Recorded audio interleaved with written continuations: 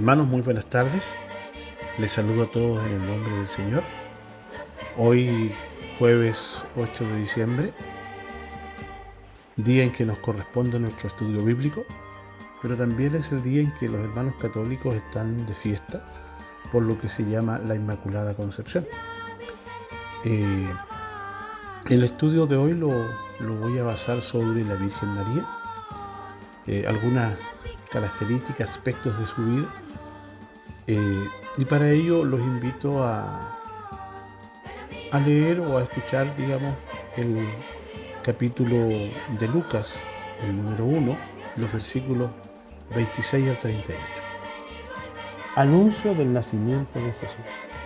Al sexto mes, el ángel Gabriel fue enviado por Dios a una ciudad de Galilea llamada Nazaret, a una virgen desposada con un varón que se llamaba José, de la casa de David, y el nombre de la virgen era María. Y entrando el ángel en donde ella estaba, dijo: Salve, muy favorecida, el Señor es contigo, bendita tú eres entre las mujeres. Mas ella, cuando le vio, se turbó por sus palabras y pensaba qué salutación sería esta. Entonces el ángel le dijo: María, no temas, porque has hallado gracia delante de Dios, y ahora concebirás en tu vientre y darás a luz un hijo, y llamarás su nombre Jesús. Este será grande y será llamado Hijo del Altísimo, y el Señor Dios le dará el trono de David a su padre, y reinará sobre la casa de Jacob para siempre, y su reino no tendrá fin. Entonces María dijo al ángel: ¿Cómo será esto? Pues no conozco varón. Respondiendo el ángel le dijo: El Espíritu Santo vendrá sobre ti, y el poder del Altísimo te cubrirá con su sombra, por lo cual también el santo ser que nacerá será llamado Hijo de Dios. Y aquí tu pariente Elizabeth, ella también ha concebido hijo en su vejez, y este es el sexto mes para ella, la que llamaban estéril, porque nada hay imposible para Dios. Entonces María dijo: He aquí la sierva del Señor, hágase conmigo conforme a tu palabra. Y el ángel se fue de su presencia. Oremos, mis hermanos. Padre amado, quiero pedirte la ayuda necesaria para que ilumines mi vida y la vida de mis hermanos. Por un lado, para entregar, y por otro lado, para recibir lo que tú hoy día quieres entregarnos.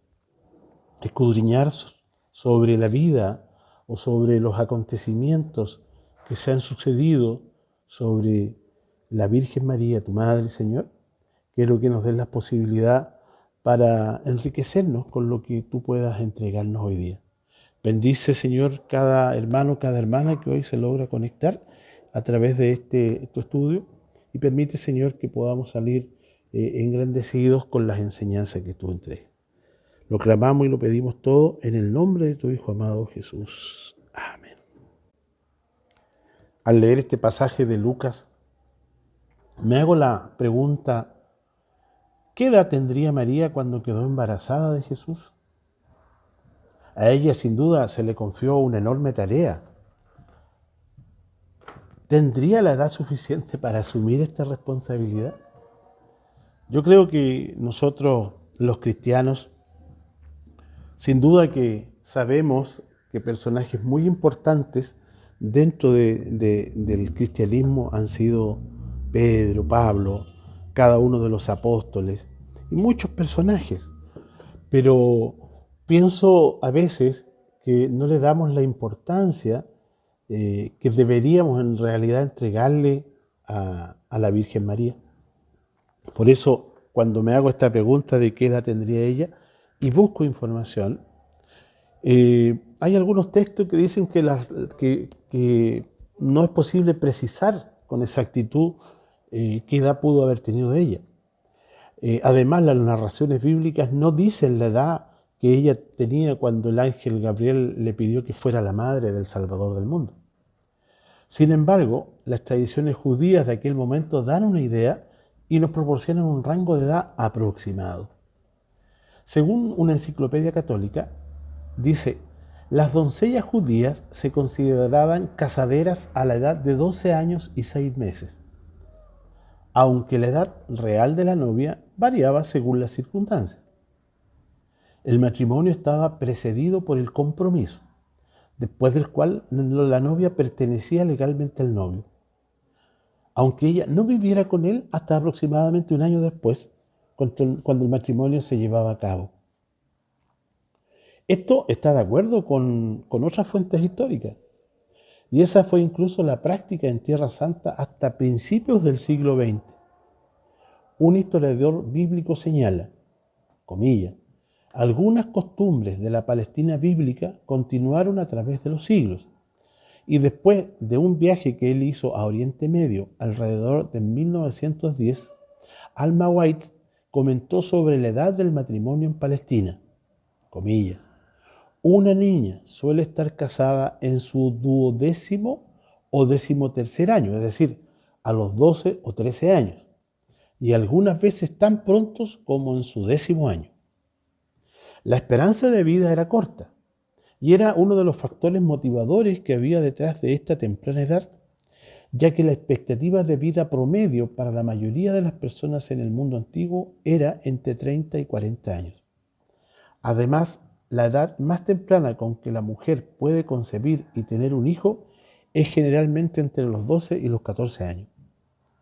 Cuando se ve en este contexto la anunciación en un evento aún más notable, una joven adolescente dijo, sí, a tener al Mesías en su vientre, era solo un poco mayor que una niña, y a ella se le encomendó la tarea de criar a Jesús, el Hijo de Dios. Sin duda que esto es algo impresionante, una realidad que puede crear quizás un mayor amor y mayor admiración a la figura de la Virgen María.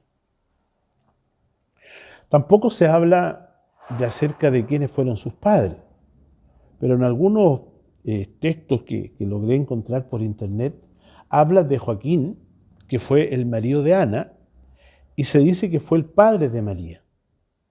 De acuerdo con la tradición católica, ortodoxa y anglicana, la historia de Joaquín y Ana apareció por primera vez en el Evangelio apócrifo de Santiago. Es decir, textos no oficiales, textos que no están reconocidos, ahí se habla sobre la figura de estas dos personas. Joaquín y Ana no son mencionados en la Biblia. El nombre María era un nombre muy común en la época. Su etimología no es del todo conocida. En egipcio puede significar bella o amada. En hebreo, exaltada o glorificada. Las versiones Miriam en hebreo o Maryam arameo son derivaciones del mismo nombre. En la propia Biblia hay muchas otras Marías. Las más conocidas son María Magdalena y la hermana de Lázaro. ¿Cuándo nació María? En realidad no se sabe dónde nació ni cuándo. Se menciona Nazaret, Jerusalén y Belén como probables localidades donde pudo haber nacido ella. Considerando que las jóvenes contraían matrimonio a edad muy temprana, es decir, desde que eran capaces de engendrar, se puede calcular que María nació entre los años 18 o 16 a.C. La fecha del 8 de septiembre es una fecha convencional, pero el Papa Sergio I en el siglo VII la fijó como la fecha del nacimiento de la Virgen María, cosa que en realidad en la Biblia no está sostenida absolutamente en nada. Acerca de su aspecto físico se puede suponer, porque tampoco se detallan grandes explicaciones sobre esto, dice que difícilmente se haya parecido a las representaciones que hoy la conocemos en distintas imágenes y de cuales hay mucha imagen difundida. Ella sin duda era una muchacha judía, lo más probable es que tuviese ojos y cabello oscuro y que fuese más bien menuda. Su aspecto físico era de una mujer común y corriente, de aquella, o quizás mejor dicho, como una mujer común de aquellos tiempos de los cuales estamos hablando. ¿Tuvo María otros hijos? Lucas dice que María, tras viajar a Belén con su esposo José, debido a un censo, dio a luz a su hijo primogénito. Esa palabra primogénito puede llevar a pensar que tuvo otros hijos, y que Jesús fue su primogénito. Es un debate interminable que divide hoy por hoy a los cristianos, especialmente con los católicos, quienes sostienen ellos que no.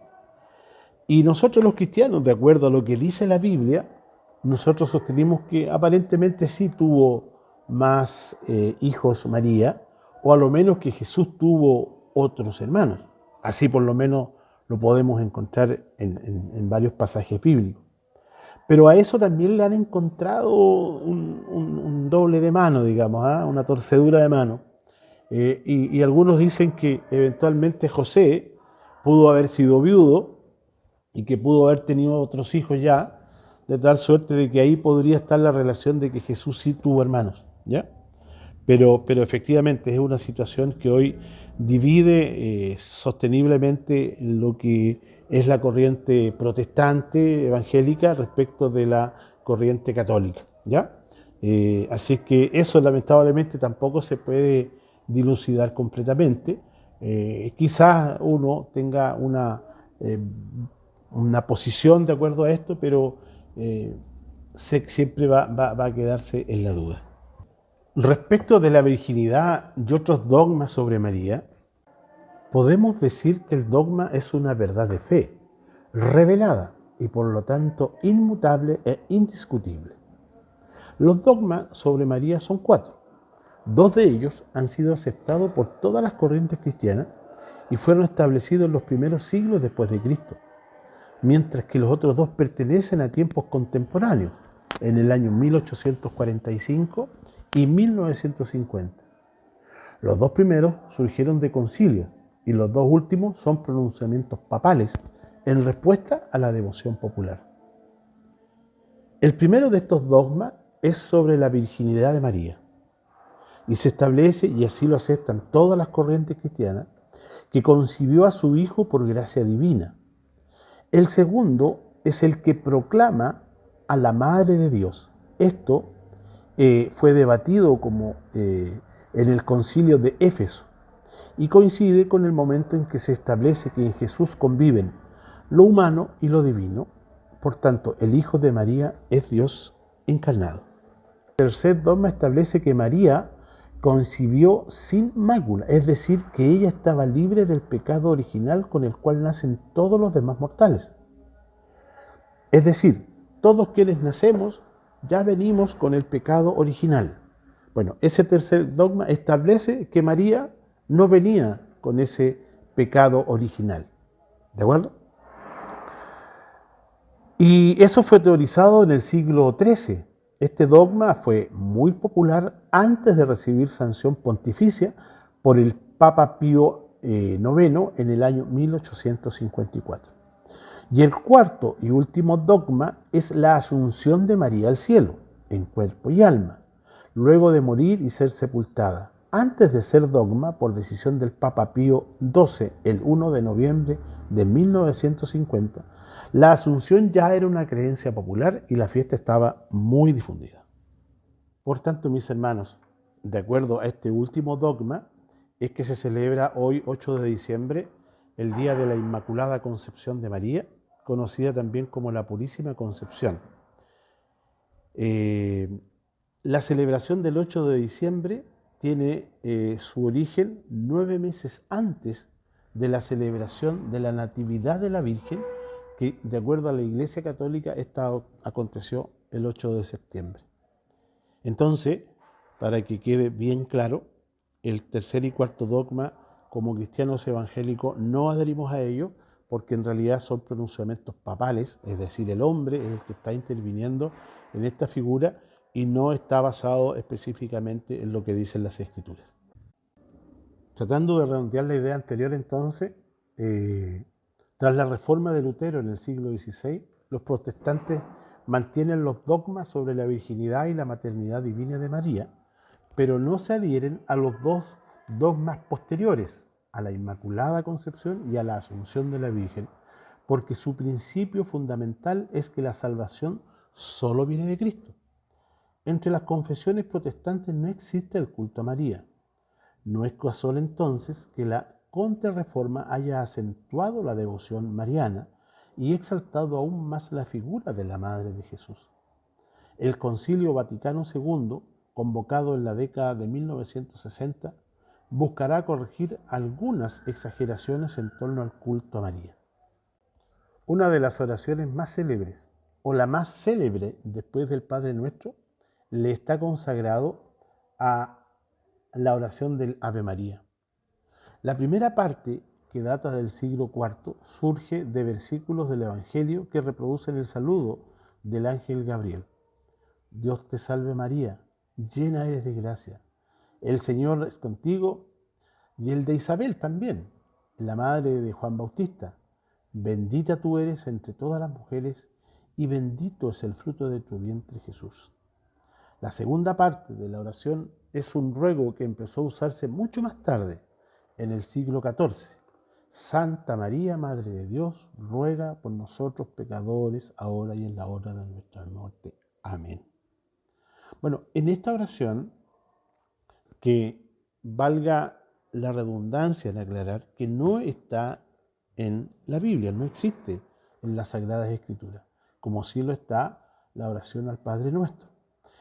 No le quiero restar ningún mérito de ningún estilo, solamente aclarar que algunas cosas están dentro de la Sagrada Escritura y otras no lo están.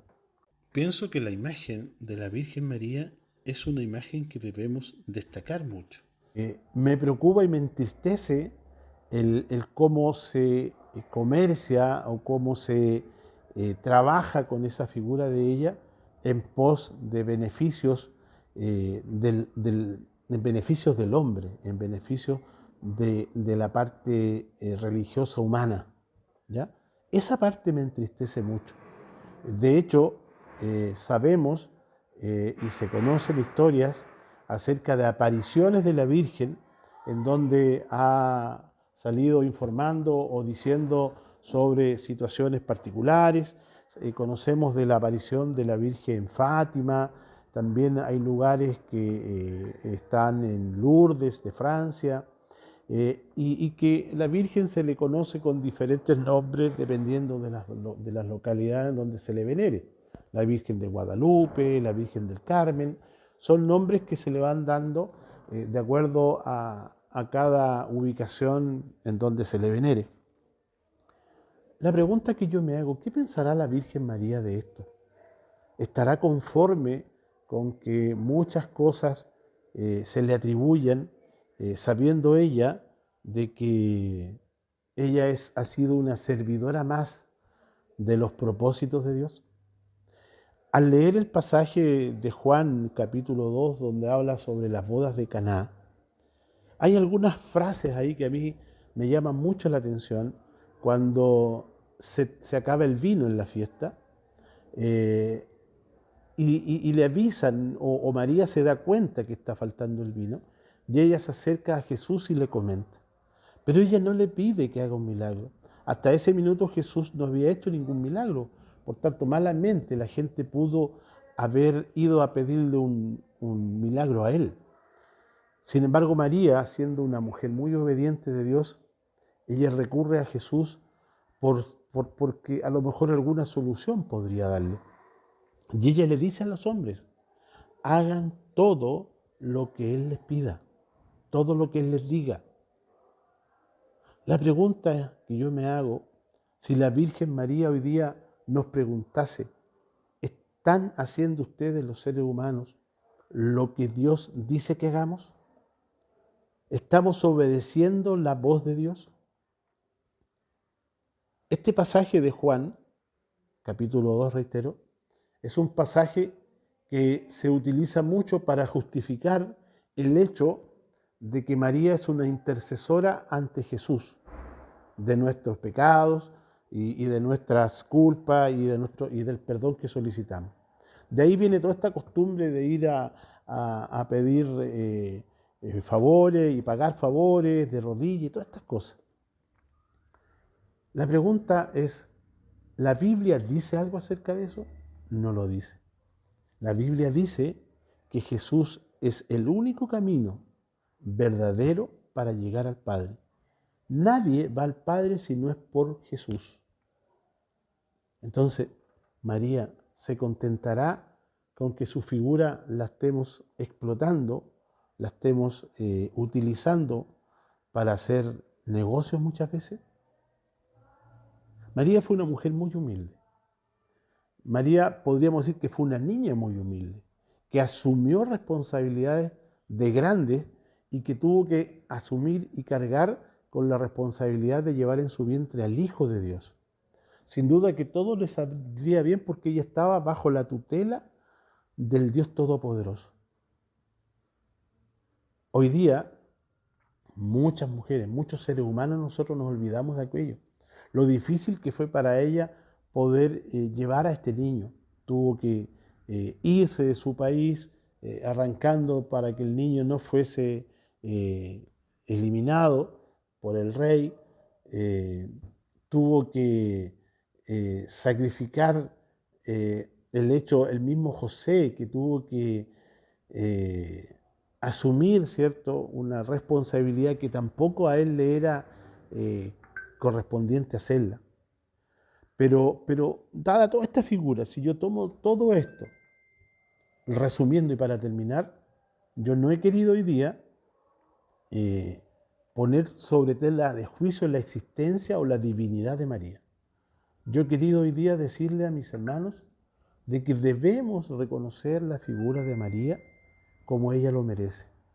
Lo que no podemos hacer es venerarla más allá de lo que corresponde, porque Dios castigó al pueblo de Israel por adorar a ídolos, por adorar a santos, y porque Él advirtió que solo Él y nadie más es el camino, la verdad y la vida. Y nadie va al Padre si no es por Él. Todos los edictos que después han surgido por concilios vaticanos, por disposiciones papales, por todas estas situaciones, son situaciones que se han ido acomodando al quehacer humano de acuerdo a los beneficios que se obtienen de cada uno de ellos. Creo que la figura de María es para ser venerada. Nosotros destacamos siempre la figura de Pedro, de Pablo y todos estos hermanos que fueron los apóstoles, y muchos no fueron apóstoles, pero que trabajaron por la causa de Dios. Según lo que pude también leer y encontrar, que no se tiene claridad absoluta del momento en que María falleció. Se cree que ella vivió en Éfeso junto con Juan, que fue el apóstol querido, ¿cierto?, el apóstol amado, que él la acompañó hasta sus últimos días. Se cree que falleció alrededor de sus 64 años de edad, pero no hay nada que se confirme en la Biblia. Tampoco se dice de que ella pueda haber ascendido, como algunos nos han hecho creer, y si lo fue, bien, fabuloso, pero no está establecido en las Sagradas Escrituras. Hermanos, en esta época, en este momento de Adviento, en que estamos con la esperanza de recibir a este Jesús nacido, resaltemos la figura de María.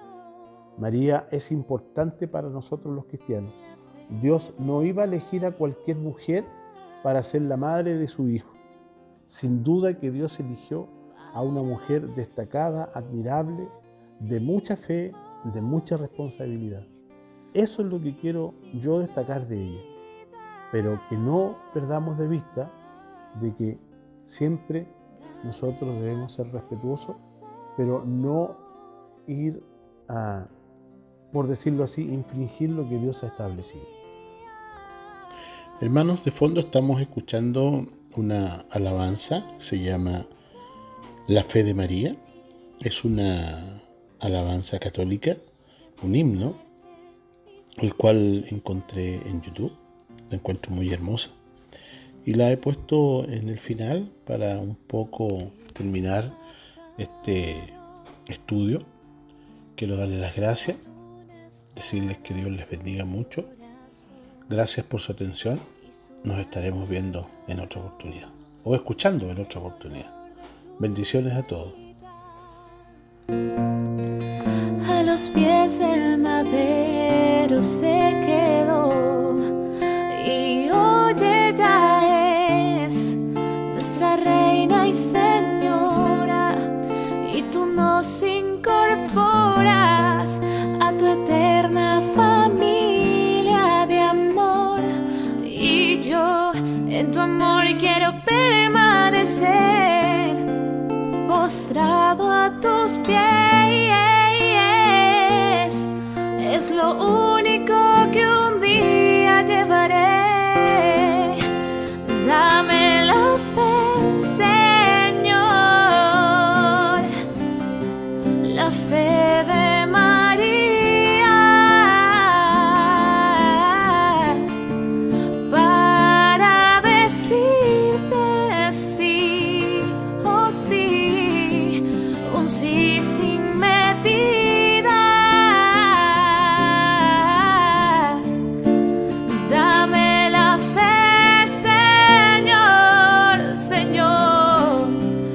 la fe.